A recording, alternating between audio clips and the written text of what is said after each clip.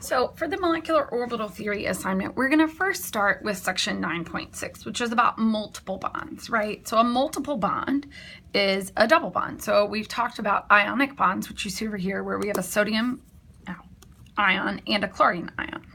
So in this case, the sodium has donated its electron to the chlorine ion, causing an ionic bond. We've also talked about polar bonds, where we have a hydrogen and a chlorine bonded together for HCl. In this case, we have a polar moment where the electron density is shifted towards the chlorine. But if we think about the bonding nuclei, or the bonding electrons, they are between the two nuclei. So the electron density is between the nuclei. For a covalent bond, we have electron density between the two nuclei. If we move on to carbon dioxide, we have a carbon connected to two different oxygens with some lone pairs. But if we have two bonds, are they the same? We just have twice as many electrons between the nuclei. Or are we going to see some sort of a different arrangement between the two electrons or between the two bonds? Are they the same, or are they going to be slightly different? In order to think about that, we're going to consider the hybridization of all of these atoms, as well as the overall structure. So first, there are two different types of bonds. So we have a sigma bond and a pi bond. If we think about carbon dioxide, we have carbon and oxygen. Each of these double bonds is composed of one sigma bond and one pi bond. But what does that really mean? So let's think about the hybridization. So this oxygen is an sp2 hybridized oxygen. The carbon here is an sp hybridized. So if we think about what's left over for any of these, so we have left two pure p's, and this has left over one pure p orbital.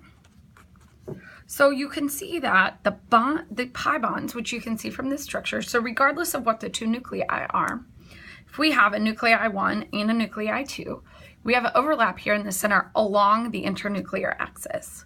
But if we have a pi bond, in this case, there were leftover p orbitals, because this is an sp hybridized, so this is sp. So there are leftover p orbitals that you could superimpose upon this image to look something like this. And in this case, what we see is orbital overlap above and below, or top and bottom, you could imagine, above and below the internuclear axis. And so if these are our two nuclei, we could correlate this to this carbon and an oxygen. The leftover p orbitals look like this. Now, there are two different sigma bonds, and two sigmas and two pi's. So one of the often asked questions is, are the pi bonds going to be along the same axis? So if we were to continue this drawing, we know that we would have this over here. Now, so this is our carbon.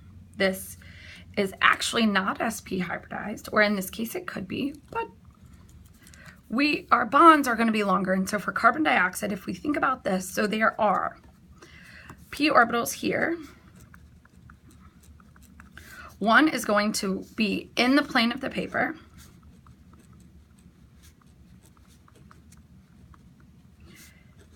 And one in the plane of the paper, and one is going to be above and below.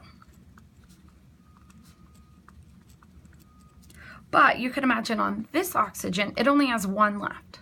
So it could be the one in the plane of the paper, but there is no additional pi bond left. So these two are going to be orthogonal to one another.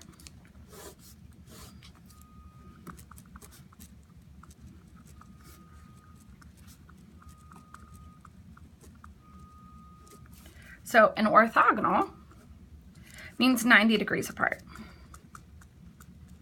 So one of the pi bonds will go like this, the other will be up and down. And so you could imagine it doesn't really matter which one is where. However, the two pi bonds, this doesn't work quite as well as I had imagined, are going to be 90 degrees to one another. You have one in the plane of the paper and one perpendicular to the paper. Okay, so if we look at several other types of bonds, if we look at hydrogen gas, we have one sigma bond because there's just one bond.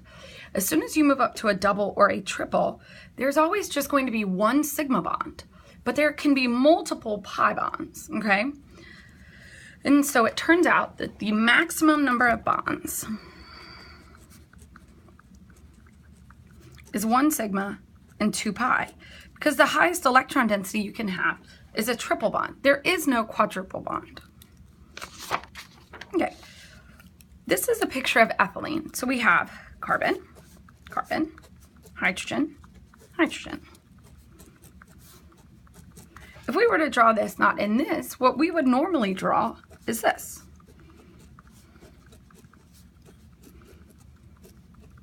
Okay, so here we have 1 sigma bond and 1 pi bond. If we look at the whole molecule, there are 1, 2, 3, 4, 5 sigma bonds and 1 pi bond. Okay, so in order to count them up, you count each bond once, and for this, a double bond counts as 1 sigma and 1 pi. Okay. If we look at this arrangement, each of these carbons, right, are sp2 hybrid orbitals, so we know that they are going to be planar, okay? So left over is 1 pure p orbital,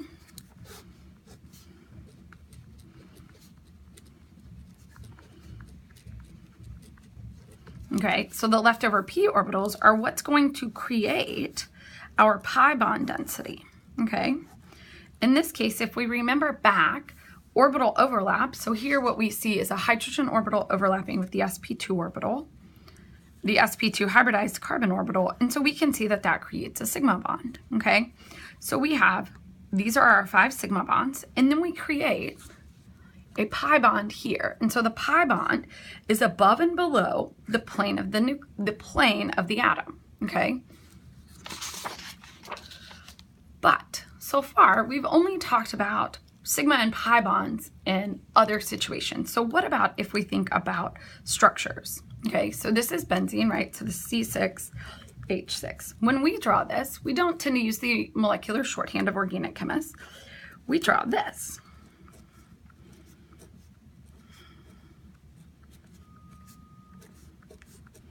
Well, let's not forget our hydrogens because they're important. Okay. Once we do this, now, each of these carbon centers are sp2 hybridized. Okay, what is left over? 1 pure p orbital. Okay, so this is good. So let's think about what it looks like. Our leftover, we have sp2 hybridized and pure p orbitals. So if we look at an orbital diagram, we can see all of our sp2 hybridized carbon centers. These are 1s, because hydrogen just has the 1s orbital. So what you can see is we have a flat planar molecule. But if we look at the pi orbitals, our remaining 6 p orbitals, or our remaining p orbitals, there are 6 of them, are all in a row. Okay, so you could imagine if we know that pi bonds look like this, we can now see that we're going to create overlap. Okay, but what does it mean to have resonance? Resonance is the migration of electrons. But if you think about this kind of like a merry-go-round, right? There are 6 different animals on our merry-go-round, but as the electrons spin together, you start to see something called delocalization. Okay, so these are just different images. These are slightly better than what I could draw. So we can see that the localized pi bonds, this is more like a static picture. But what we see is delocalized pi bonds. A delocalized pi bond is where we can see that all of these bonds work together. All of these delocalized pi bonds create one pi system, okay? This is what gives rise to resonance, the delocalization of a pi bond. Right? Remember when we talked about benzene, we said that it wasn't a single bond and a double bond and a single bond and a double bond. It is 6 1.5 bonds. This is what that is. So we can see that there are delocalized pi bonds. Okay. Whoa. So here are some conclusions. Every pair of bonded atoms is connected with a sigma bond that's in the internuclear axis. Due to the localization of the electrons in a sigma bond, they do not contribute to any other bonds. So a sigma bond is a sigma bond. It can't participate in anything else. Atoms that share more than one pair of electrons, aka a double or triple bond, you have to have a sigma bond, and the other forms a pi bond, okay? But molecules with pi bonds can have delocalization of the pi bond over multiple atoms, such as in a resonance structure. Okay, so let's talk about NO3. So these are 3 different structures, and we can see that these are all resonance. We would also really want to have our formal charges, okay? Because formal charges are way better than this. But don't forget, there's actually a formal charge on the nitrogen, which is what gives us the only 1 minus, okay? So we see delocalization. So if we think about these bonds, they should be about 1 1/3. If we look at the sigma bonding network, we can see that there are 3 sigma bonds, okay? But we can see that if we think about the structure, and I'm going to leave off the lone pairs for the purpose of just counting bonds, there are 3 sigma bonds and 1 pi bond, okay?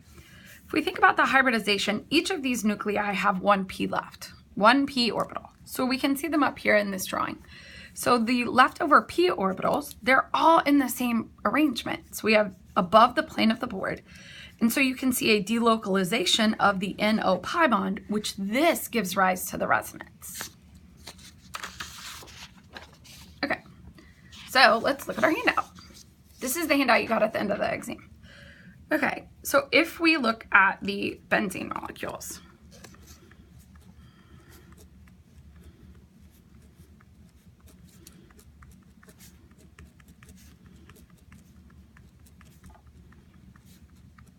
okay, so we're just going to look at one static picture, but each of the carbons has an sp2 hybridized center. This leaves 1 p orbital left, okay?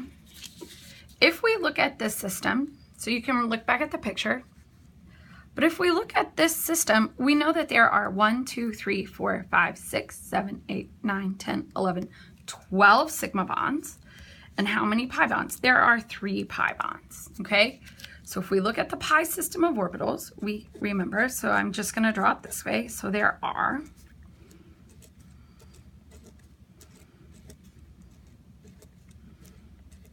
right here are pi bonds. It gets a little messy when you try to draw this all in one color, but you can see here are 3 pi bonds, and these can be delocalized, okay?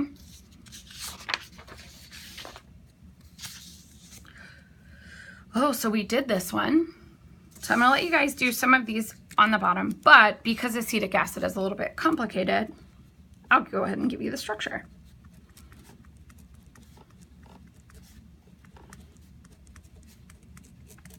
Okay, so you can draw all of these molecules and you can determine the number of sigma and pi bonds.